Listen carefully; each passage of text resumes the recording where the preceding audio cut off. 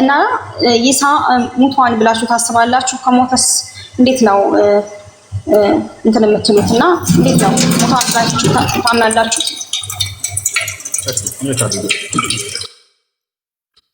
እኛ ዒሳ ሙቷል ብለን አናምንም። ዒሳን አይሁዶች ሊገድሉት በፈለጉ ባሴሩበት ጊዜ አላህ ስብሓነሁ ወተዓላ ተንኮላቸውንና ሴራቸውን አክሽፎባቸዋል። እነዚያ ወንበዴዎች አይሁዶች አሳልፎ ሰጠው። በጥላቶቹ ላይ የበላይነትን እስኪጎናጸፍ ድረስ በሕይወት ይኖራል ክርስቶስ። ጥላቶቹ ማናቸው ከተባለ የእርሱን መሲህነት ክርስቶስነቱን ያልተቀበሉ አይሁዳውያን። እነዚህ ደግሞ እስካሁንም አሉ፣ እስከ ዘመኑ ፍጻሜ ድረስም ይኖራሉ አይሁዳውያኖች። ነገር ግን ዳግም ክርስቶስ ከሰማይ በሚወርድ ጊዜ የዛኔ በእነርሱ ላይ የበላይነትን ይጎናጸፍባቸዋል። እስከዚያ ድረስ ሊቆይ ይገባዋል፣ ሊድን ይገባዋል። በጠላት ሊገደል ሊሰቀል አይገባውም። ስለዚህ ክርስቶስን አምላክ አላህ ስብሐነሁ ወተዓላ አንስቶታል፣ ወደ ሰማይ ወሰደው። በክብር በሁለተኛው ሰማይ ላይ ይገኛል። በል ረፈዐሁ ላሁ ኢለይህ ይላል። አልገደሉትም አልሰቀሉትም ካለ በኋላ ወማ ቀተሉሁ ወማ ሰለቡሁ፣ አልገደሉትም አልሰቀሉትም። ታዲያ ምን ሆነ? በእውነትም እኔ ወደ እኔ አነሳሁት ይላል። በክብር በሁለተኛው ሰማይ ላይ ይገኛል። ማን ያየዋለ ከተባለ ነቢዩ ሙሐመድ ሰለላሁ ዐለይሂ ወሰለም የሶላትን ትእዛዝ ከአምላክ አላህ ሊቀበሉ በሄዱ ጊዜ እጠለዕቱ ፊ ሰማይ ታኒያ ፈረአይቱ ዒሳ ብሎ ተናገሩ። ሁለተኛው ሰማይ ላይ ስወጣ የማርያምን ልጅ ኢየሱስን አየሁት አሉ። ታዲያ ክርስቶስ ባያቸው ጊዜ ያውቃቸዋልና ተቀበላቸው። ማንም ነቢይ የለም ነቢዩ ሙሐመድ ሰለላሁ ዐለይሂ ወሰለምን የሚያውቅ ቢሆን እንጂ። በምን ያክል ደረጃ ከተባለ አንተ ልጅህን እንደምታውቀው አላህ ይህን ማስረጃ በቁርአን ላይ ሲናገር አለዚነ አተይናሁሙል ኪታበ ያዕሪፉነሁ ከማ ያዕሪፉነ አብናአሁም አለ። ሙሐመድ ሆይ እነዚያ ከአንተ በፊት መለኮታዊ መጽሐፍትን የሰጠኋቸው ነቢያቶች ሁሉ ልክ አንድ ሰው ልጁን የሚያውቀውን ያክል አንተን ያውቀሃል አለ። አያችሁ። እዚህም ነው ወደ ሰማይ በሄዱ ጊዜ ነብዩ ሰለላሁ ዐለይሂ ወሰለም ነቢያቶች ሰማይ ላይ ነቢዩላህ ዒሳ ማን ነው ይሄ ብሎ አልጠየቅም። እርሳቸውን ያውቃቸዋልና ገና እንዳያቸው መርሐበን ቢልአኽ ሳሊሕ ወነቢይ ሳሊሕ አላቸው። መልካሙ ወንድሜ መልካሙ ነቢይ እንኳን ወደ ሰማይ ዓለም መጣ ብሎ አቀባበል አደረገላቸው። ወደ ዓሊ አልተሳደደም፣ አላሳደዱትም፣ አልመቱትም፣ ምንም አላደረጉትም። ጫፉን አለበት። ኦኬ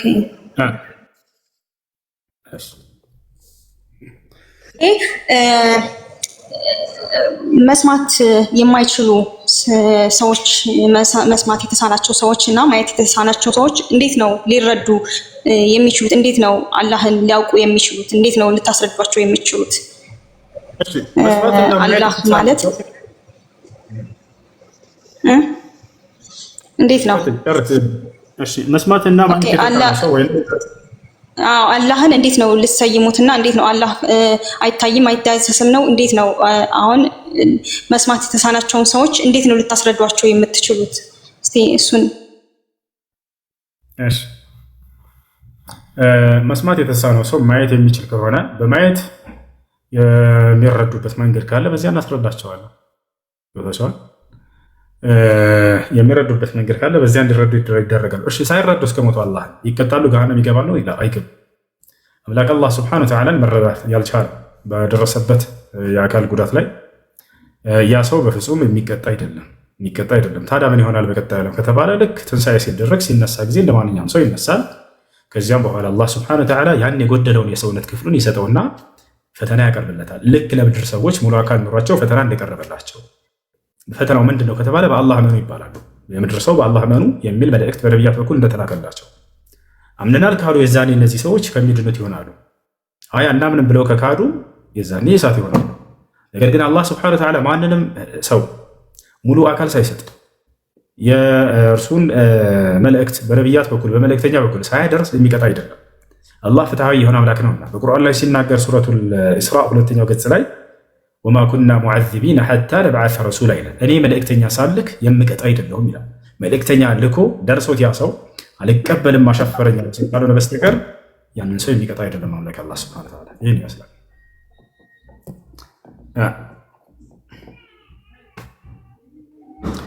እሺ ጥያቄ አለ? ቀጥል። አሰላሙ አለይኩም ወሰላም። አለይኩም ሰላም ወራህመቱላህ። እኔ ሁሌ የምጠይቀው ጥያቄ አለኝ ነው ለራሴም ሆነ ሲጠይቁኝ ብዙ ግልጽ የማይሆንልኝ ማለት ነው። በፊት እንደማውቀው እኔ ሙስሊም ነኝና አላህ ማንንም አይመስልም ነው ከፍጥረት አይመሳሰልም የሚለውን ነው እማምነው። ላይክ ስሰማ የሚያደግኩት ማለት ነው። ግን ባለፈው ስትል እንደሰማው ከእንትና ጋር ብዙ ውይይት ታደርጉ ሰምቻቸዋለሁና እንዲህ ያለው ወይ ለእኔ ብዙ መድገምም አልፈልግም። እንደዚህ ያለው ወይ ይህን ይመስላል ወይ ምናምን ሲል በጣም ከፍጡር ከሆነ ነገር ጋር ነው የተመሳሰለብኝና ደስ ክሊር ብታደርግልኝ ደስ ይለኛል። እውነት እጅ አለው ወይ ኢቭን እጅ እንዳለው ምስክር የሆነን ረሱላችንን ሰለላሁ ዐለይሂ ወሰለም ትከሻቸውን ይዟቸው ነበር የሚሉና ነው የሰማሁት። እና እንዴት ነው ይሄ ነገር ማንንም አይመስልም ከፍጡር ጋር አይመሳሰልም ከሚለው ጋር ይጋጭ? ፕሊስ አብራራልኝ። መልካም። የስም መመሳሰል የማንነትን ወይንም የምንነትን መመሳሰል አያስይዝም። ለምሳሌ አንቺ ታያለሽ አይደለ? ታያለሽ። ፈጣሪም ያያል አይደለ? ፈጣሪም ያያል አይደል? አዎ ያያል። ስለሚያይም ነው በርግጥ ስለሚሰማም ይፈርዳል የምንለው ኦብቪየስሊ። በጣም ጥሩ። እኛም እናያለን፣ ፈጣሪም ያያል። ስለዚህ ማየት ስለሆነ ተመሳሰለ ማለት ነው አይደለም። የፈጣሪ ማየት የተለየ ነው፣ የፍጡር ማየት የተለየ ነው። ስነ ስርዓት ያዙ። ካፊር ነች የምትሉ ሙስሊም ነች፣ ስነ ስርዓት ያዙ። ሙስሊም ነች። እሺ እኛም እንሰማለን፣ ፈጣሪም ይሰማል አይደለ? አየሽ። ነገር ግን የኛ መስማትና የፈጣሪ መስማት አንድ አይነት አይደለም። ሁሉም ባህሪያቶችና መገለጫዎች በዚህ መልኩ ነው የምትረዷቸው። አላህ ሱብሓነሁ ወተዓላ የሚገለጽበት ባህሪ ከፍጥረታት ባህሪ ጋር የስም መመሳሰል ቢኖርም የምንነት መመሳሰል ጋር ግን በፍጹም የሚገናኝ ነገር አይደለም። የእርሱ ያልተገደበ የሆነ ማየት ነው፣ የእኛ ግን የተገደበ የሆነ ማየት ነው። የእርሱ ያልተገደበ የሆነ መስማት ነው፣ የእኛ ግን የተገደበ የሆነ መስማት ነው። ግን እኛም እንሰማለን እርሱ ይሰማል ስለተባለ የፍጡር ባህሪ ነው ማለት እንችላለን ወይ? አይቻልም። ገብቷችኋል አይደል? ያ እና ስለዚህ አምላክ አላህ ሱብሓነሁ ወተዓላ ያያል ሲባል ጊዜ ምንም ነገር ሳይገድበው ነው የሚያየው። የእኛስ የተገደበ ነው ማለት ከዚህ ከግድግዳ በስተጀርባ ከፊቴ ካለ በስተጀርባ ማን ይሄድ ማን ይቀመጥ ማን አለ ማን እያወራ ነው ምንም የማየው ነገር የለም። ግዴታ መዞር ያስፈልገኛል። ፈጣሪ አላህ ሱብሓነሁ ወተዓላ ባለበት ሆኖ ሁሉን ነገር ያያል፣ የሚሰወርበት ነገር የለም። ሁሉን ነገር ይሰማል፣ የሚሰወርበት ነገር የለም። አላህ የባህሪውን በቁርአን ላይ ሲናገር ሰዋኡን ሚንኩም መን አሰረ አልቀውለ ወመን ጀሀረ ቢህ ወመን ሁወ ሙስተኽፊን ቢለይሊ ወሳሪቡን ቢነሃር ይላል ሱረቱ ራዕድ 2ኛው ገጽ ላይ። ከእናንተ ንግግሩን በገሃድ ጩሁ የተናገረ ወይንም በሚስጥር በድብቅ የተናገረ ለእኔ እኩል ነው። ከእናንተ ስራውን በቀን በፀሐይ ጠራራ የሰራና በድቅድቅ ጨለማ የሰራ ለእኔ እኩል ነው፣ ምንም የምትደበቁብኝ ነገር የለም እያለ ይናገራል። እኛ እስከተባለ በጨለማ ላይ ማየት እንችላለን ወይ? አንችልም። የግዴታ እጄ ባትሪ ፈልጌ መብራት አምጣልኝ። ፈጣሪ ግን ያ እይታ የሚገደብ ነገር አይደለም። ገብቶሻል አይደል?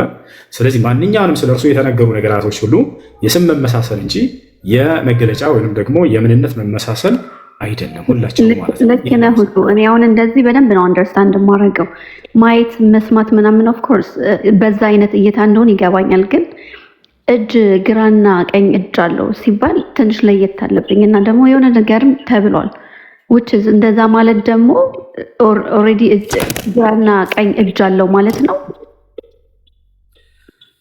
እደግማለሁ። አላህ ሱብሓነሁ ወተዓላ ግራና ቀኝ እጅ አለው ተብሎ ተገልጿል። በዚሁ አጋጣሚ ሁለቱም ቀኞች እጆች ናቸው፣ ሁለቱም ናቸው ቀኝ ናቸው እንጂ ግራ የለውም የሚል ሀሳብ ሰምቻለሁ።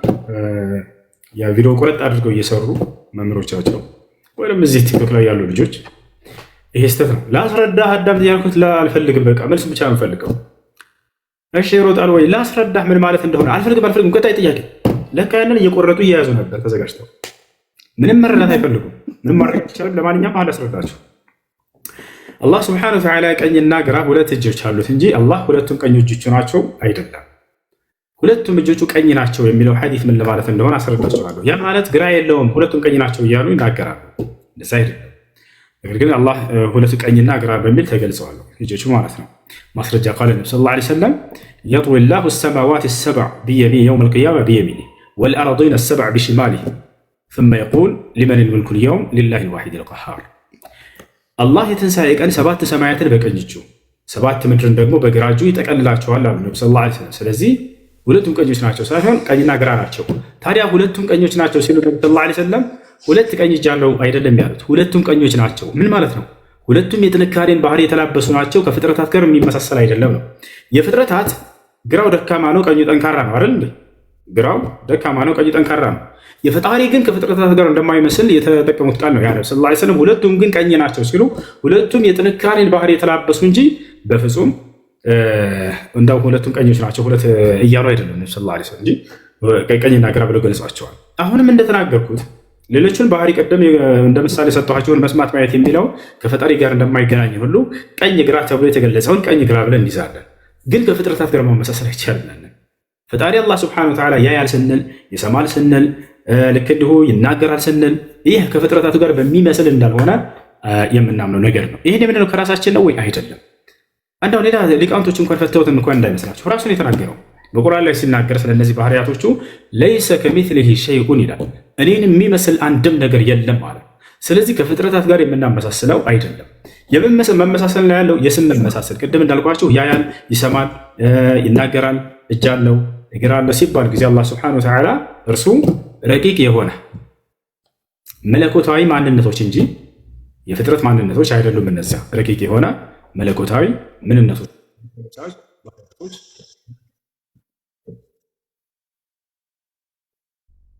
የትኛው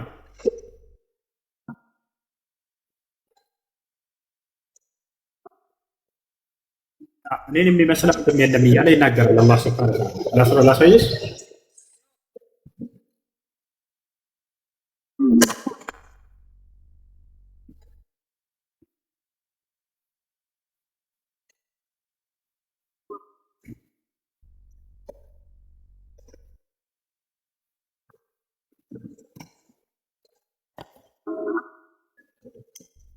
እኔን የሚመስል ማንም የለም አላለ።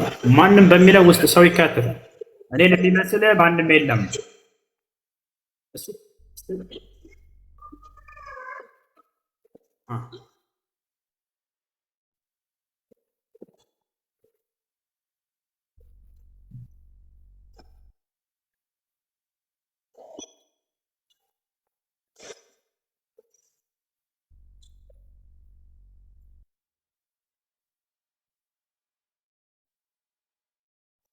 ማንም አይመስልም እያልኩ ማን ከመሰለ አምሳያ ያለው ማለት ነው። ፈጣሪ ሊሆን አይችልም። እርሱ አምሳያ ያለው ፍጡር ነው። እኔ አምሳያ የለኝም ይላል አላህ። እኔን የሚመስል ማንም የለም ማለት ማንም በሚለው ውስጥ ፍጥረት ሁሉ ይካተታል። አንድም ያስወጣው ነገር ሁሉንም እኔን የሚመስል ማንም የለም። ለይሰ ከሚስሊሂ ሸይኡን ይላል። እኔ እሰማለሁ አያለሁ ብሎ እኔን ማንም የሚመስል የለም ያለበት ነው ያልሽው። ቀጥታ ላሳይሽ አሁን በቁርአኑ ላይ አዎ እሰማለሁ አያለሁኝ እኔን የሚመስል ማንም የለም እያለ በመጥራት ላሳይሽ። አንዴ ላሳይሽ። ተረጋጊ። አሁን የጠየቅሽውን ባህሪያቶቹን አላህ ስብሐነሁ ወተዓላ እሰማለሁ ያለሁ ግን ማንንም አልመስልም ያለበት ቦታ ነው ያልሽው። ቃል በቃል አሁን ላሳይሽ ነው። ማየትና መስማትን እየተናገረ በዚያ ማንንም እንደማይመስለው ይናገራል።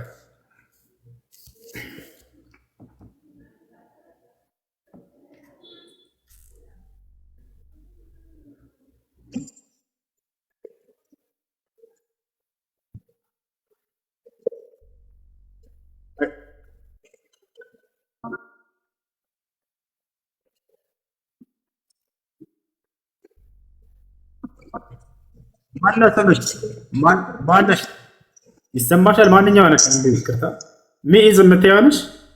እኔ ሚኢዝ አይደለሁም። ሻድራክ እሺ፣ መረጋጋት ጠየቅሽ አይደል? ቤቲ እየመለስኩልሽ ነው። አሳየኝ በቁርአን ላይ ማየትና መስማትን ጠቅሶ ማንንም አልመስልም ያለበትን አሳየን እያልሽ ነው። ያው በቁርአን ላይ ቃል በቃል ላሳይሽ ነው። ልክ ላሳይሽን ማየት መስማት የሚለውን ትተሽ ደግሞ እጅ እግር የሚለውን አሳየኝ። ሁሉንም በአንድ መሰረት ነው አላህ ሱብሓነሁ ወተዓላ እነዚህ የሰው መገለጫ መስለዋችሁ የተናገረበትን ጠቅሶ ማንም ግን አልመስለም በእነዚህ እያለ የተናገረበትን ላሳይሽ ነው። እያንዳንዱን እየጠቀሰ እጅ እግር እንትን እያለ ሁሉንም ማስቀመጥ አይጠበቅበትም። ከባህሪያቶቹ ከሰው ጋር ይመሳሰላሉ ብላችሁ ከምታስቧቸው ከመጠሪያዎች ማለት ነው። በእነዚያ በፍጹም እኔን የሚመስል ማንም የለም እያለ የተናገረበት ነው። ያው እነዚህ ጋር ተመልከች ቁጥር 11 ላይ ሰማያትንና ምድርን ፈጣሪ ነው፣ ከነፍሶቻችሁ ሴቶችን ከቤት እንስሳዎችም አይነቶችን ወንዶችን ሴቶችን ለእናንተ አደረገላችሁ፣ በእርሱ ያበዛችኋል። የሚመስለው ምንም ነገር የለም፣ እርሱም ሰሚው ተመልካቹ ነው አለ። እኛም እንሰማለን እንመለከታለን፣ እርሱም ይሰማል ይመለከታል። ግን በዚህ ምንም የሚመስለው ነገር ማንም የለም እያለ አላህ ሱብሓነሁ ወተዓላ ገለጸ። ስለዚህ እርሱ በተገለጠበት መገለጫዎቹ ይሰማል፣ ያያል፣ ይመለከታል ሁሉ ነገር ስንል ጊዜ እኔን የሚመስል ማንም የለም ማለት። ስለዚህ ከፍጥረታት ማንም እርሱን የሚመስለው የለም። ፍጥረታት ያያል፣ ይሰማል፣ እጅ አለው፣ እግር አለው ሲባል ጊዜ ከፈጣሪ ጋር እነዚህ ቢነገሩ የስም መመሳሰል እንጂ የምንነት መመሳሰል አይደለም። አላህ ይህን ቃል በቃል ራሱ በቁርአን ላይ እኔን የሚመስለኝ ማንም የለም አያለሁ፣ እሰማለሁ እያለ መገለጫዎችንም ተናገረ። ያ እሺ እሺ ይቅርታው እሱ እኔ አሁን አንደርስታንድ አድርጌዋለሁ። ይሰማል ያያል። ኦፍ ኮርስ ፈጣሪ ሲሰማም ሲያይም ነው ፍርድ የሚሰጠው። ግን ላይክ ባት አለው ስንል ምን ለማለት ተፈልጎ ነው? እሱን ስታብራራልኛል። አሁንም እርሱን ምን ለማለት ተፈልጎ ነው? በዚህ መሰረት ነው የምትረጂው። በቁርአንም ሆነ በሐዲስ ላይ የተነገሩ ባህሪያቶች አያለሁኝ፣ እሰማለሁኝ፣ እጅ አለኝ፣ እግር አለኝ፣ ባት ምናምን የሚለው ሲገለጽ ጊዜ አላህ በተናገረው እንቀበላለን። ግን ከፍጥረታት ጋር መሳስላቸው ከሆነ ለዚህ መልስ አለው ወይ? አዎ። እኔን የሚመስል ማንም የለም ማለት እንዲህ አይነት ባት ነው ወይ ብላችሁ ከጠየቃችሁ አይደለም፣ ይሄን እኔ በፍጹም ያንን አይደለሁም ብሎ አላህ ሱብሓነሁ ወተዓላ ገልጾታል። ገብታችኋል አይደለ? ፍጡር ነው ማለት የምንችለው ምንድን ነው? የፍጡር ባህሪ ነው የምንለው የእኛን አይነት ነው ብንል ኖሮ ነው። ገብቶሻል አይደለ? ተጅሲም ብሎ ማለት አባሾችም ካላችሁ እዚህ ጋር ተማሩ። التجسيم هو كأن يقول الشخص يد الله كيدي وسمع الله كسمعي وعين الله كعيني وساق الله كساقي ከፍጥረታት ጋር ተመሳሰለ የምንለው ታዲያ መቼ ነው ከተባለ የአላህ እጅ ልክ እንደኔ እጅ ነው ካለ ሰውየው፣ አሁን ይሄ ሰውዬ ከፍሯል፣ ከእስልምና ይወጣል። አላህን በፍጡር ገልጾታልና የአላህ አይን ልክ እንደኔ አይን ነው ካለ ከፍሯል። ነገር ግን አላህ አይን አለ ብሎ እንደተናገረው አይን አለው፣ ግን የአይን እንደኔ አይመስልም ብሎ የተናገረ ሰው የፈጣሪ አይን ከፍጥረታት የተለየ ነው፣ ያን ከይፍያውን ደግሞ ሁኔታውን የአይኑን ሁኔታ እርሱ እንጂ ማንም አያውቅም ብሎ የተናገረ ሰው ይሄ በትክክለኛው መንገድ ላይ ነው ያለው። هذا على منهج اهل السنه والجماعه. واما المجسم الذي يقول عين الله كعينه يا الله አይን ልክ እንደኔ አይን ነው ያለ ሰው ይሄ ተጅሲም አድርጓል። አላህን በፍጥረታት ገልጿል። ሮች አለርላ ያ አላህ ግን በቁርአን ላይ የተናገረውን አምኖ እርሱ ማንንም አልመስልም ብሎ እንደተናገረው ከፍጥረታት ጋር ያላመሳሰለ ሰው ولم يدخل في التشبيه او التمثيل او التكييف او التعطيل فهذا يعني على طريقه السلف الصالح وعلى منهج مستقيم وعلى الجادة التي كان عليها أصحاب رسول الله صلى الله عليه وسلم ومن جاء بعدهم من الأئمة المعتبرين. يعني مش فتاري سلا راسو يتناقراتشو መገለጫዎች ከፍጥረታት ጋር በቁስል መሳሰል እንዳልሆነ ይቅርታ ጥያቄ ካበዛሁኝ እሱ ኖ ማየት እኛ የምንለው ነው። ማየት መስማት የምንለው ፈጣሪ ይሰማናል፣ ፈጣሪ ያየናል እኮ እንደዚህ ነገር አንሰራም፣ ፈጣሪ ይሰማናል የምንለው ነገር አለ። ግን ከዛ የተለየ ወገብ ሌላ አካላቶችን አለው ስትል ነበር እና እሱ ማለት ቁርአን ላይ ምንድነው? ቁርአን ላይ አሁን የማየትና መስማት ሳይሆን የዚያውን ወገብ እግር ምናምን ያልከው እንዴት ነው? ማየትና መስማትን ስለምን ተውሻቸው? እነሱም እኮ የኛ መገለጫዎች ናቸው። የፍጡር መገለጫ እኮ ነው ማየት። ተረዳን ነው በማለት ነው። እሱን ተረዳን። ግን አሁን ወገብ ምናምን ባልከው በሱ መንገድ ነው የተናገረው አላህ ሱብሓነሁ ወተዓላ። ወገብ ሲል ምን ማለት እንደሆነ ቃሉን እንቀበላለን። ይሄም መገለጫ አለው ብለን እናምናለን። ነገር ግን ያ ምን አይነት ነው የሚለውን እንደ ፍጥረታት ነው ወይ? አይደለም። አንድ ያዘው። እሺ ምን አይነት ነው? እንዲህ አይነት ነው ብለን መግለጽ እንችላለን ወይ? መግለጽ አንችልም። ምክንያቱም አንድን ነገር ለመግለጽ ከራሳችን ሶስት ነገር ያስፈልጋል። አንደኛ አምላክ ራሱ እንዲህ አይነት ነው አይኔ ብሎ ተናግሮ ከሆነ የዛኔ እናውቀዋለን። ሁለተኛ እርሱ የላካቸው ነቢያቶች የአምላክ አይን እንዲህ ነው ብለው ነግረውን ከሆነ የዛኔ እናውቀዋለን አይነቱ ምን አይነት እንደሆነ። ሶስተኛ ያንን ልንገልጽ የምንፈልገውን ነገር በማየት ነው የምንገልጸው። አላህ ሱብሓነሁ ወተዓላ ያየ አንድ ሳለ ወይ ከሰዎች ላይ የለም። ታዲያስ ነገ የትንሣኤ ቀን እንደምናየው ቃል ገብቷል። መገለጫዎችን ሁሉ ምድር ላይ ነግሮናል። ገብቷችኋል አይደለ? እነዛን የተነገሩትን አላህ ሱብሓነሁ ወተዓላ እንደተናገረ እናምናለን። ከማንም ፍጥረታት ጋር ሳናመሳስላቸው እንዲህ ናቸው ብለን ከራሳችንም ተፈላስፈን ሳንገልጽ ነቢያት በነገሩ ልክና መጠን ያክል ብቻ ከዚያም የትንሣኤ ቀን እናየዋለን ወይ? አዎ እናየዋለን። ያ ስለዚህ አላህ ሱብሓነሁ ወተዓላ የገለጻቸው መገለጫዎች በፍጥረታት ላይ ያሉ በስም ደረጃ ቢገናኙም ነገር ግን በእውነታቸው በሐቂቃቸው ከፍጥረታት ጋር የሚገናኙ አይደሉም ነው። ተላላም ያ ነው። ክርስቲያን እንደመሆንሽ መጠን እንደው የተወሰነ እንድትረጃ ያክል በዚህ መሰረት አንድ ሁለት ጥያቄዎችን ልጠይቅሽ፣ ፈቃድሽ ካልሆነ ችግር የለውም። ያ እንድትረጂው ቤቲ ከኔ ጋር ነሽ?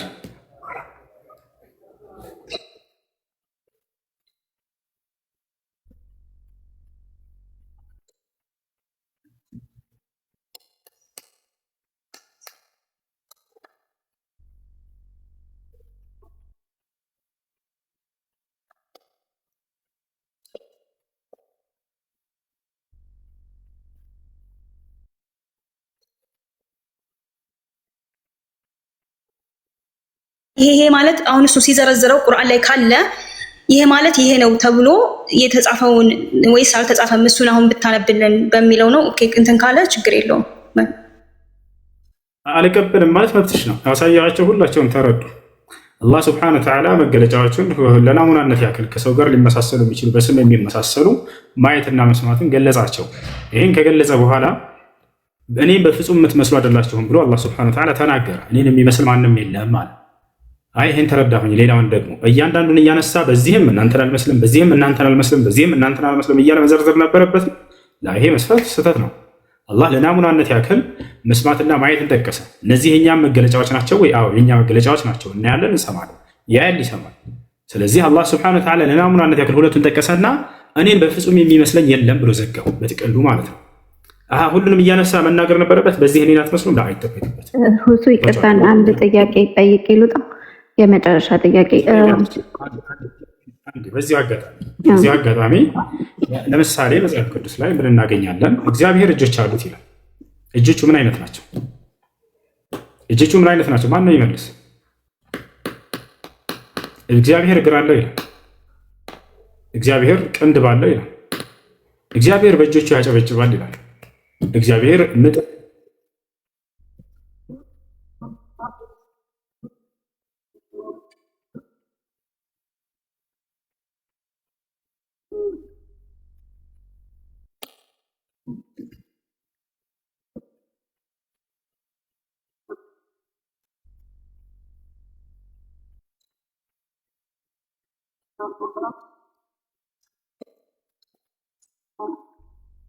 አንደኛ አሁን የተናገርኩት የዒሳ ወይም የኢየሱስ ንግግር አይደለም፣ ብሉይ ኪዳን ላይ ነው ያለው።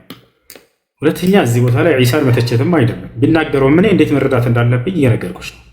እኔ ነቢያቶች መጽሐፍ ቅዱስ ላይ ለምሳሌ ይሄንን እንደው መጥቶ አንዱ ነቢይ እግዚአብሔር በዙፋኑ ላይ ተቀመጠ ቢለኝ እንደኔ ወንበር ላይ መቀመጥ ነው ወይ? እንዴት ነው የተቀመጠው? የተቀመጠበት ወንበር ምን አይነት ነው? ከለሩ ምን አይነት ነው እያልኩ አልፈላሰፍም።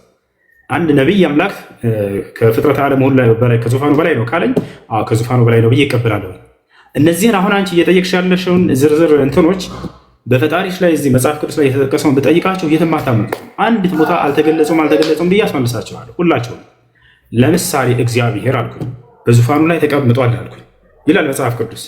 እግዚአብሔር የተቀመጠበት ዙፋን ምን አይነት ነው? ተገልጿል? አልተገለጸም? ቤቲ ቢጫ ነው? ቀይ ነው? ትልቅ ነው? ትንሽ ነው? ምን አይነት ነው? መጠኑ ስንት ሜትር ነው? ይሄ ተገልጿል? ማን ነው የሚያነስልን?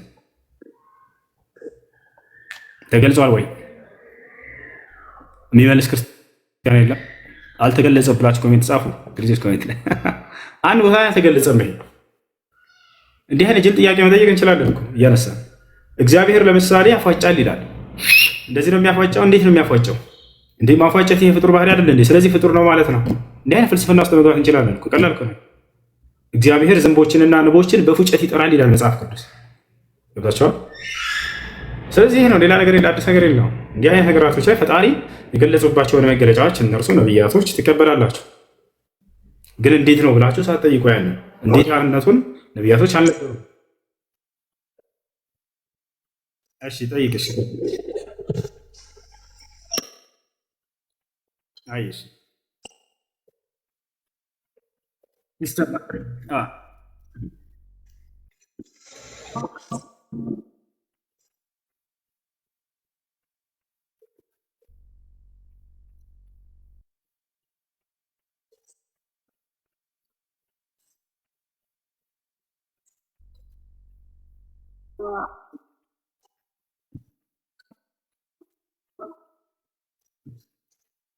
ጥያቄዋ ምንድን ነው ካልተሰማችሁ? ነቢይ ሙሐመድ ሰለላሁ ዐለይሂ ወሰለም ከአምላክ የተቀበሉትን ግልጠተ መለኮት ሁሉንም አስረክበው አድርሰው ነው ወይ የሄዱት? ጽፈው ነው ወይ የሄዱት የሚል ነው። አዎ ነቢያችን ሰለላሁ ዐለይሂ ወሰለም አላሁመ ፈሽሀድ አላሁመ ቀድ በለግት ብለዋል። አምላክ አላህ ሆይ እነሆ መስክር፣ አምላክ አላህ ሆይ እነሆ አድርስ ያልከኝን ቃል ሁሉ አድርሻለሁ ብለው ተናግረዋል። ገባችኋል አይደል? አዎ አድርሰዋል በደንብ አድርገው። ነገር ግን ያንን ነቢያችን ሰለላሁ ዐለይሂ ወሰለም ራሳቸው ናቸው ወይ ጽፈው የሰጡት ለትውልድ አይደሉም። ነገር ግን የእርሳቸው ተማሪዎች እዛው በህይወት እያሉ አዘዋቸው እክቱቡ ኩል ማ ተስመዑነ ሚኒ ፈኢነሁ ላ የኽሩጁ ሚን ፈሚ ኢላ ሐቀን፣ ከእኔ የምትሰሙትን ሁሉ ጻፉ አሏቸው፣ ከአንደበቴ እውነት እንጂ በፍጹም ሐሰት አይወጣምና ብለው ተናገሩ። ሁላቸውም ሰሓቦች የእርሳቸውን ቃል ቁርአንንም ሐዲስንም በዚያን ጊዜ ጽፈው ለትውልድ አድርሰዋል። እነርሱ ከእኔ የምትሰሙትን ሁሉ ጻፉ ስላሏቸው ማለት ነው ጽፈውታል። እና አድርሰዋል ወይ የተባሉት የሚለው ጥያቄ በደንብ አድርገው ለትውልዳቸው አድርሰዋል። አምላኬ አላህ ሆይ እነሆ አድርስ ያልከኝን ቃል ሁሉ አድርሻለሁኝ እነሆ መስክር ብለው ተናግረዋል። ኦኬ፣ ሌላ የተጨመረ ነገር የለም። እሱ ያላቸውን በሙሉ ነው ጽፈው የሄዱት። እናንተ የምትቀበሉት እሱ የጻፈውን እነሱ ያሉትን ብቻ ነው። እሺ አመሰግናለሁ ለጥያቄ። እሺ ጥያቄ አለ ቀጥል። እሺ አንድ ጠይቄ ልውረድ። በጣም የመጨረሻ ጥያቄን ጠይቄ ልውረድ። እኔ ሙስሊም ነኝ፣ ሂጃብ አላረግም፣ ይዤ ብዙ ደስ አይለኝም እና ስለ ሂጃብ የተደረገ ላይክ ምን ያህል ወንጀል እንደሆነ የሆነ ከቁርአን አያ እየገለጽክ ትነግረኛለህ? ቃለ ሱብሓነሁ ወተዓላ ያ አዩሃ ነቢይ ቁል ሊአዝዋጅከ ወበናቲከ ወኒሳኢ ልሙእሚኒን ዩድኒነ ዐለይሂነ ሚን ጀላቢቢሂን ይላል። አንተ ነቢይ ሆይ ሚስቶችህን፣ ሴት ልጆችህን፣ ምእመናት ሴቶችን በሙሉ ሰውነታቸው ላይ ጅልባባቸውን ይለቁ ዘንድ እዘዛቸው አለ። ስለዚህ የአላህ ትእዛዝ ነው፣ ያንን መጻረር አይቻልም። ሂጃብ ብሎ ማለት ከላይ ከፀጉሯ ጀምሮ እስከ እግሯ ድረስ የሚሸፍን የሆነ የልብስ አይነት ነው። ከጎን ደግሞ የሰውነቷን ቅርጽ የማያሳይ የሆነ የልብስ አይነት። እንዲህ አይነት ልብስ መልበስ አለባቸው በሴቶች ላይ። ይህን ያለበሰ ስህተት ላይ ነው ያለው፣ ያንን ማስተካከል አለባቸው። አይ አላህ ይጨምርልህ። አመሰግናለሁ። እሺ ጥያቄ ምንድን ነው? አለን የራሴ ጥያቄ ነበረኝ። ነገር ግን አሁን ቅድም ቤቲ የምትባለዋ ከጠየቀችው ልነሳና ስለ ነቢዩ ስታወራ ጅብሪል ልቡን ቀዶ አጥቦት ምናምን የሚለው ነገር አለ አይደል? ስለ ሙስሊምን አላቅም ብዙም እና እሱ ላይ ምን ብለሃል? ኃጢአትን አይሰራም መሐመድ ኃጢአትን አይሰራም ንጹህ ነው ብለኛል። እንደዛ ነው አይደል አስተምሮት? አልተሳሳቱም፣ ኃጢአትን አላደረጉም። ስለዚህ አይሰራም ነው አያደርግም ነው? እንደውም አይሰራም፣ በቃ አይሳሳትም። ኃጢአትን አላደረጉም ነቢ ሰለላሁ ዐለይሂ ወሰለም አልተሳሳቱም፣ አልጠመሙም ብሎ አላህ ሱብሓነሁ ወተዓላ ቃል በቃል ተናግሯል። አይ እንጂ አይሳሳቱም አይደለም፣ ሊሳሳቱ ይችላሉ። አይሳሳቱም። ኦኬ አይሳሳቱም የምትል ከሆነ ከሰማሁት ነው የምነግርህና ለምንድን ነው ከዚህ በፊት የነበራቸውም ኃጢአት ወደፊቱም የሚሰሩትን ኃጢአት ሊሰረዝ የተነገረላቸው? ምን ያስፈልጋል ይሄ ምን ነገሩ ወደፊት የሚለው? አላህ ሱብሓነሁ ወተዓላ ምን ያክል በእርሳቸው ላይ ውለታውን ጸጋውን እንደዋለ የሚገልጸው እንደው ብትሰራ እንኳን እንጂ ሰርተሃል የሚል የለም። እዛ ላይ እንዲህ ኃጢአትን ሰሩ የሚልም የለም። ሶድ ላይ ሊየግፊረ ለከ አላሁ ማ ተቀደመ ሚን ዘንቢከ ወማ ተአኸር ወየቲመ ኒዕመተሁ ዐለይከ ወየህዲየከ ሲራጠን ሙስተቂማ ይላል። ስለዚህ እንደው ያለፈውንም የሚመጣውንም ኃጢአትህን ይምርልሃል ሲል ጊዜ ቢሰሩ እንጂ ሰርተዋል እያለ አይደለም። ሰርተዋል የሚል ምንም የለም እዛ ላይ ማለት አላህ እርግጠኛ አይደለም ሊሰራ ይችላል ብሎ ነው። እርግጠኛ ከሆነ ለምን ተሰርዞልሃል የሚለው ቃል አልመጣም? እርግጠኝነትን ምንትን የሚያስብል ነገር አይደለም። ይሄን ብታደርግ እያለ ብዙ ቦታ ላይ ይናገራል። ለኢን አሽረክተ ለየሕበጠነ ዐመሉክ ይላል። ሌላ ቦታ ላይ ብታጋራ መልካም ስራ ሁሉ ይታበሳል ይላል። የማጋራትን ከባድነት ሊገልጽላቸው ፈልጎ ነው።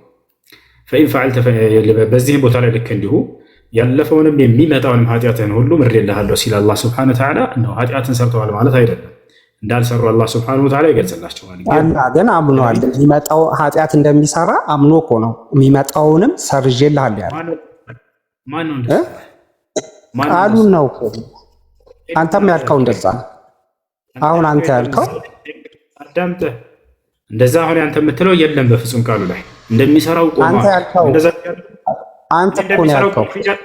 እኔ እንደሚሰራው ቆ ነው ያለው ብያለሁ አይደለም? አንተ ያልከው ይኸውልህ የአሁኑንም የወደፊቱንም አይደለ? ስለዚህ የወደፊቱንም ከተባለ እንደሚሰራ ያውቀዋል ማለት ነው አላህ። አንተ እኮ ነው ያልከው። የወደፊቱንም እንደሚሰራ ያውቀዋል ያለው ማን ነው? እኔ እንደዛ አላልኩም። አንተ ያውቀዋል የሚለውን እሺ እናውጣው፣ ግን ለወደፊትም ለሚሰራው አይደለ? ስለዚህ ለወደፊት የሚሰራው መኖሩን አላህ ሊያውቅ ይችላል። ምክንያቱም እሱ አምላክ ነው ብለህ አይደለ? ምን ሰሩ? ለምሳሌ እንደሱ አንተ እንደተረዳኸው እኔ እኮ አይደለም ያልኩት እኮ ቃሉ ነው ብዬ አዳምጥሽ ምን ለማለት እንደሆነ ነቢያችን ሰለላሁ ዐለይሂ ወሰለም ኃጢአት አድርገዋል ወይ አላደረጉም አለ የሚል ካለ ማሳየት ይችላል። አይ እኔ አደረጉ አይደለም ያልኩት ቃሉ ላይ አታዳምጥም? መልስ እሺ፣ እሱ ጋር ተጨቃጨቁ ክርስቲያኖች። እሱ ይችላል፣ እኔ ክርስቲያን መድኃኒዓለም እሱ ይችላል። በቃ ያለፈውንም የሚመጣውንም ሁሉ ሊምርልህ ነው አላቸው። ነቢያችን ሰለላሁ ዐለይሂ ወሰለም እዚህ ቦታ ላይ ኃጢአትን ስለሰሩ ብሎ የተናገረ አንድ ተፍሲር አለው የለም። ወደፊትም ስለሚሰሩ ነው ያለ አለው ይላ የለም። ገብቷል። ነገር ግን ነቢያችን ሰለላሁ ዐለይሂ ወሰለም ላይ አላህ ሱብሓነሁ ወተዓላ ምን ያክል በእርሳቸው ላይ ውለታውን ጸጋውን እንደዋለላቸው የሚገልጽ ነው። በእርሳቸው ላይ ወንጀል እንዳለ እንደተነሳላቸው አላህ ቃል በቃል በቁርአን ላይ ይናገራል። ወረፈዕና ዐንከ ዊዝረክ ይላል፣ ከአንተ ላይ ኃጢአትንም አነሳሁኝ ይላል አላህ ሱብሓነሁ ወተዓላ። ኃጢአት በእርሳቸው ላይ ፍጹም የለም። ገብቷል አይደል? ነቢያችን ሰለላሁ ዐለይሂ ወሰለም ምንም አይነት ስህተት ቢያደርጉ አላህ ሱብሓነሁ ወተዓላ ሊምርላቸው እንደሚችል የተናገረበት እንጂ እንደ ኃጢአትን ታደርጋለህና ወደፊት ምሬልሃለሁ አብሽር እያላቸው አይደለም። ይሄ ነው ጥያቄ ያለቀጥል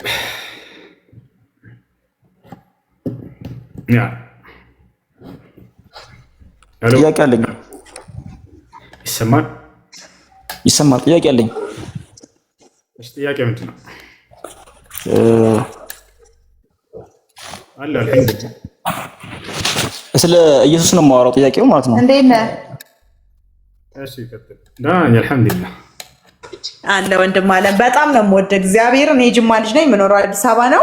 ክርስቲያን ነኝ፣ በጣም አክራሪ ክርስቲያን ነኝ። በጣም ትልቅ ቦታ አለኝ ለአንተ እግዚአብሔር። በጣም ስነ ምግባር፣ ትትና፣ ሁለመና በጣም ከጨዋ ቤተሰብ ነው የተፈጠርከው። በጣም ማለት ነው። እኛ ክርስቲያኖች ካላችሁ ግን ከሱ እንማር። ትዕግስትን፣ እውቀትን፣ ትትናን፣ ሁሉን ነገር እንማር። እግዚአብሔርን ነው የምልህ። በቀደም እፎይ እንደዛ ሲያሳብደው እንኳን አንድ መልስ አልሰጠውም። ደቂቃን፣ ሰዓትን፣ ሁሉ ነገሩን እንኳን እንደዚህ ሲያባክንበት እንኳን ምንም ያልተሰማው ልጅ ነው። ከሱ እንማር፣ ከሱ እንማር። በቃ ክርስቲያኖች ከሱ እንማር፣ በቃ እንማር። እግዚአብሔር እሱን የማይጠላው አንድ ኦርቶዶክስ የለም። በጣም ነው የሚወዱት ብዙ ኦርቶዶክሶች። አንዳንድ ኦርቶዶክስ የኛ አሽቃባጮች ስላሉ ነው እግዚአብሔር እሱን የሚጠላ አንድ የለም፣ አንድ እና እሱ በጣም ነው የማከብር፣ በጣም ነው የምወድ መድኃኒዓለምን። በጣም እድሜህን ደግሞ ይጨምርልን። በጣም ልጅ ነህ፣ ሕፃን ነህ። አትታገል፣ ከኢትዮጵያ ሕዝብ ጋር አትታገል። ስኳር፣ ግፊት፣ ካንሰር ነው የሚሰጥህ የኢትዮጵያ ሕዝብ። እግዚአብሔር ነቴን አትታገል። የኢትዮጵያ ሕዝብ ጀዝባ ነው። አይምሮ የተደፈነ እያወቀ የተደፈነ ጭንቅላቱ የተደፈነ ሕዝቡ እንዳለ ግፊትና ስኳር በሽተኛ ስለሆነ አንተንም ያስይዛል። እናቴ ደግሞ አትታገል፣ በሽተኛ ነው የምትሆነው። ፍልፍል አድርገህ ደግሞ አስተምር። በጣም እኔ ራሱ ልማር የምፈልጋቸው ነገር አለ ከእፎይ ሳይሆን ካንተ። በጣም ብዙ ስለ እኔ ሃይማኖቶች ራሱ ብዙ መማር የምፈልገው ነገር አለ በጣም። ለምን ይበቃኛል።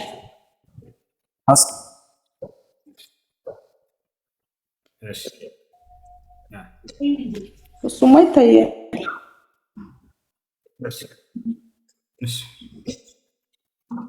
እንደዚህ ካድ ነው እንደዚህ አስነስተው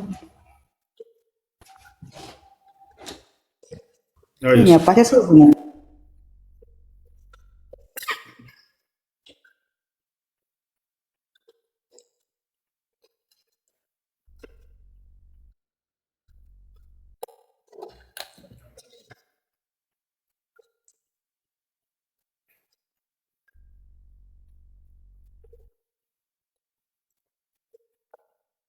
እስከ ዘላለም ለሚሆኑ ሰዎች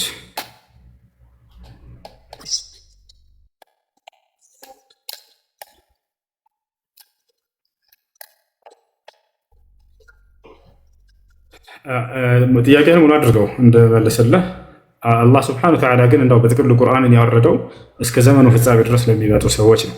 ሐታ መሲሁ ዳግም ይወርዳል ብለን እናምናለን። ከሰማይ ዓለም ከመፈጸሟ በፊት የዛኔ በሚወርድ ጊዜ ራሱ አስተዳደር ይሆናል። ይህን ዓለም ያስተዳድራል።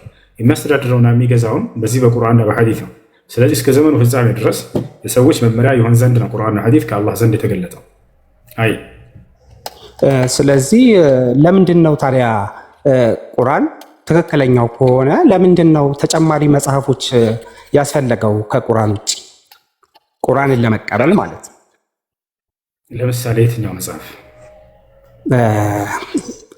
ስማቸው የሚጠራ ለምሳሌ መሐመድ ከጻፈው ውጪ መሐመድ ከጻፈው ውጪ ያሉት ሌሎች ሰዎች እንዲህ ብለዋል በሚለው የተጻፉት መሐመድ በነበረ ጊዜና ከመሐመድ በኋላ የመጡ ሰዎች በጻፉት እንዴት ነው አይቃረንም ወይ? በአንደኛው ብቻ መመራት ሲገባል መሐመድ ከሆነ መሪው ተናጋሪውም መልእክተኛውም የመሐመድን ብቻ መቀበል ሲገባል ለምንድን ነው ሌሎች ሰዎች የሚሉትን እነሱ በምን ትክክል ናቸው ነብይ እስካልሆኑ ድረስ የእነሱን እንዴት ለመቀበል እንችላለን?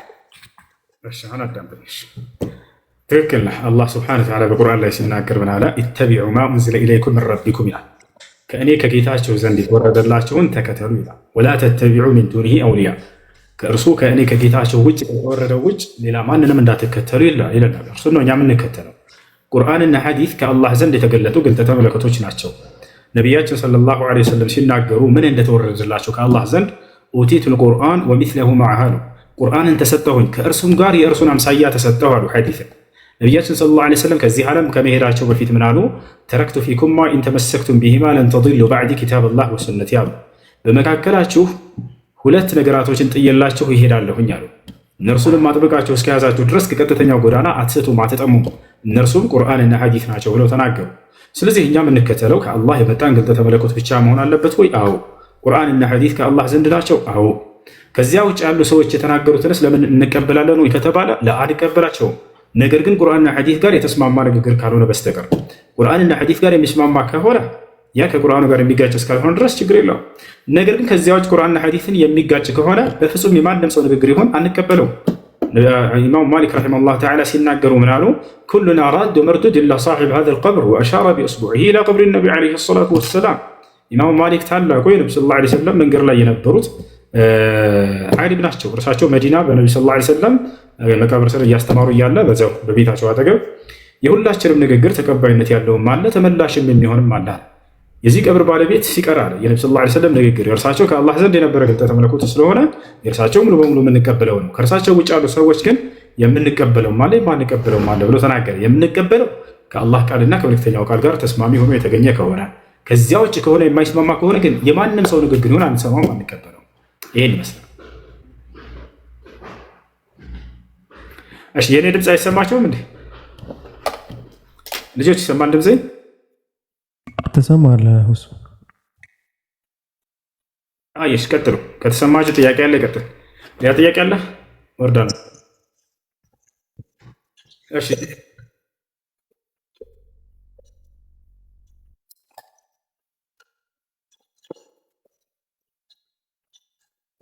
አይሽ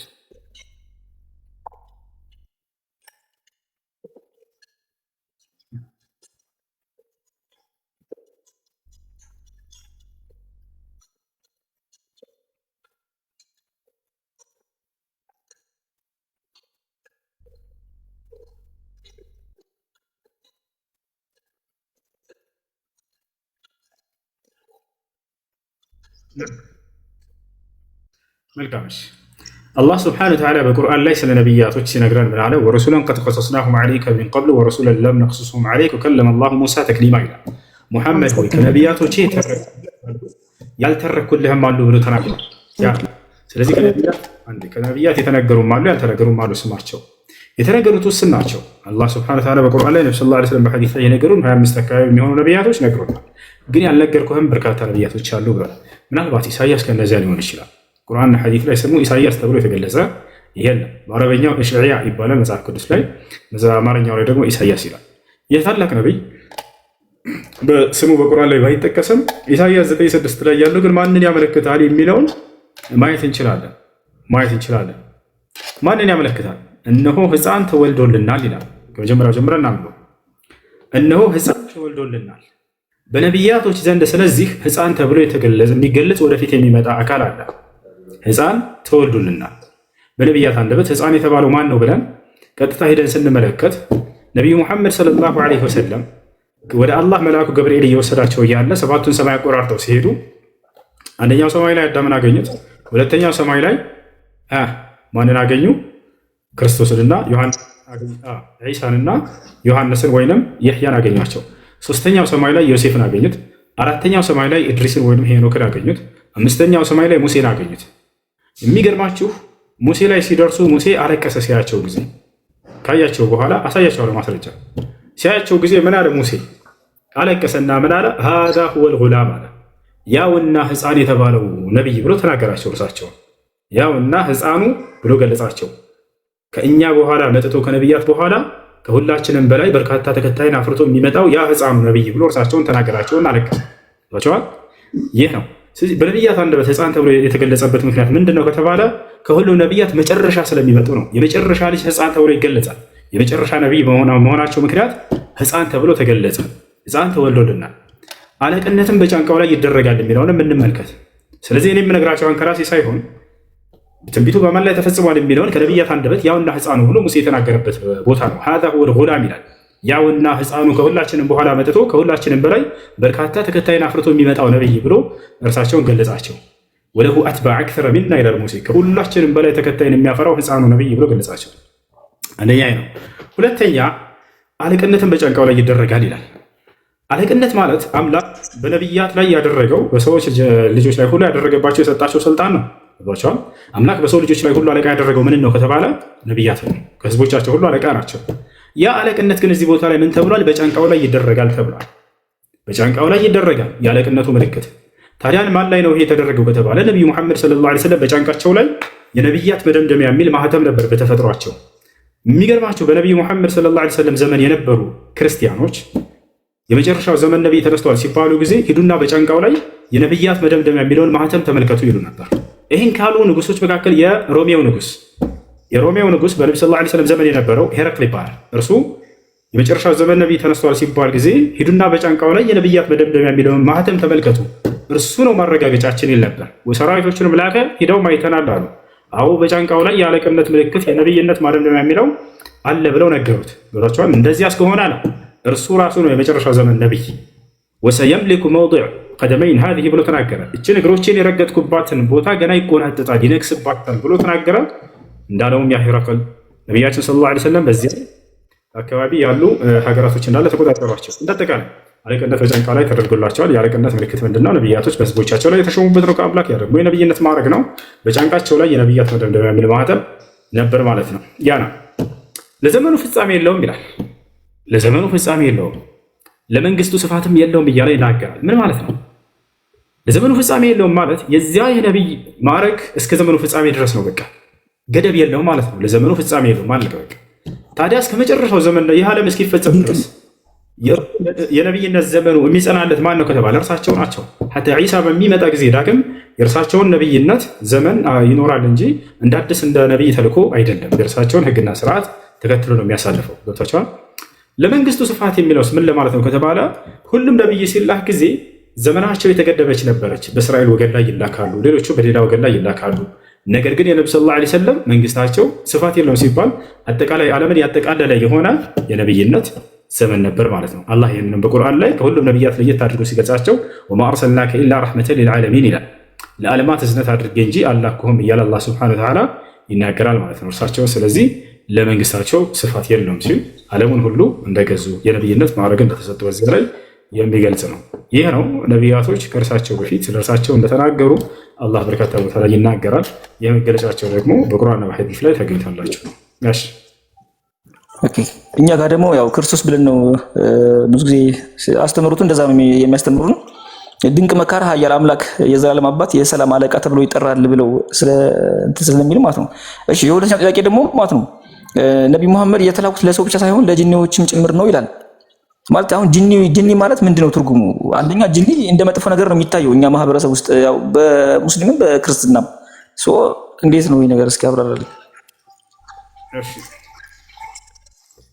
እሺ ድንቅ ማን ነው? መካር፣ ኃያል አምላክ፣ የዘላለም አባት፣ የሰላም አለቃ እርሱን እናየው በእርሳቸው ላይ እንደሚሰራ ወይንስ ቀጣዩን ጥያቄ ልመልስልህ? በእርሳቸው ላይ እንደሚሰራ የምንመልከተው። እሺ ድንቅ ተብለው ተገልጸዋል ነቢ ሰለላሁ ዐለይሂ ወሰለም በነቢያት አንደበት። ሐዲስም ላይ ምን ይላሉ? ለአይናቸውም ለነቢያትም ሁሉ ለአይናቸውም ድንቅ ነበርኩ ብለው ተናግረዋል ነቢ ሰለላሁ ዐለይሂ ወሰለም። ድንቅ ነኝ እያሉ ይናገራሉ። በነቢያት አንደበትም ለአይናቸው ድንቅ ነበርኩ ወኩንቱ ያኒ ኡዕጅበተን ያኒ ለአይንህም ለአይናቸውም ድንቅ ተብለው ተገልጸዋል ነቢ ሰለላሁ ዐለይሂ ወሰለም። ሌላኛው ነገር ኃያል አምላክ ማለት ምን ለማለት ነው?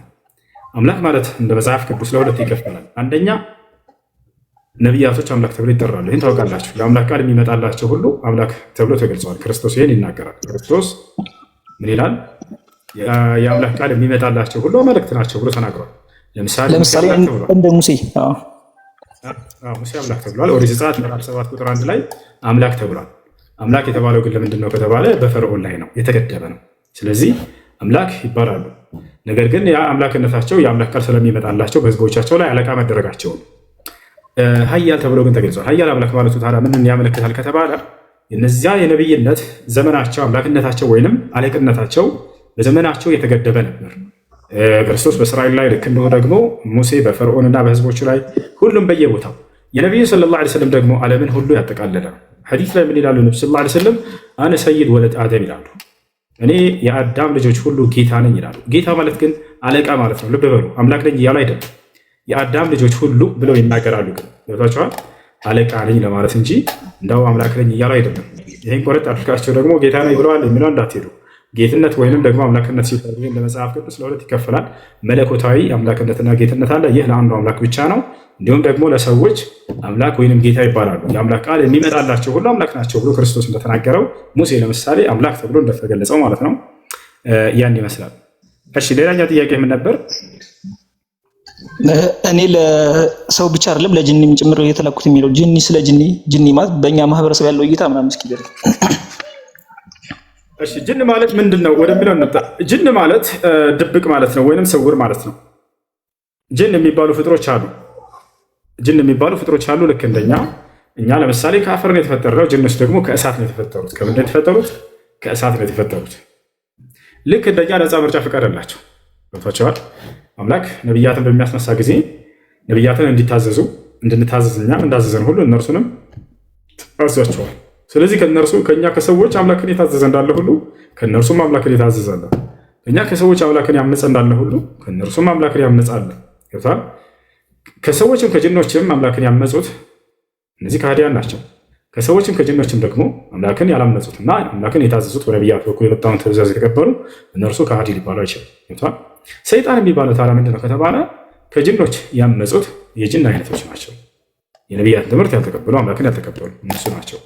አምላክን እንደሚቀበሉ ነቢያትን ይከተሉ እንደነበር ማስረጃ አለው ከተባለ በሱረቱል አሕቃፍ የመጨረሻው ገጽ ላይ ሙሴን ያውቁት እንደነበር ጅኖች የሙሴን መጽሐፍ ኦሪትን ወይም ተውራትን ያውቁ እንደነበር ተገልጿል።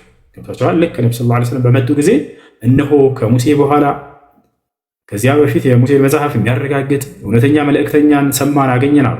ገብታችኋል። እነዚህ አረጋገጡ። ስለዚህ እነዚህ ጅኖች የቀደሙትን ነቢያቶች እንዲሰሙና እንዲታዘዙ አንዱን አምላክ አላህ ሱብሓነሁ ወተዓላ እንዲገዙ ታዘው ነበር። ልክ እንደኛ ነፃ ምርጫ ፍቃድ ያላቸው ናቸው። የታዘዙም አሉ፣ ያመፁም አሉ። ገብታ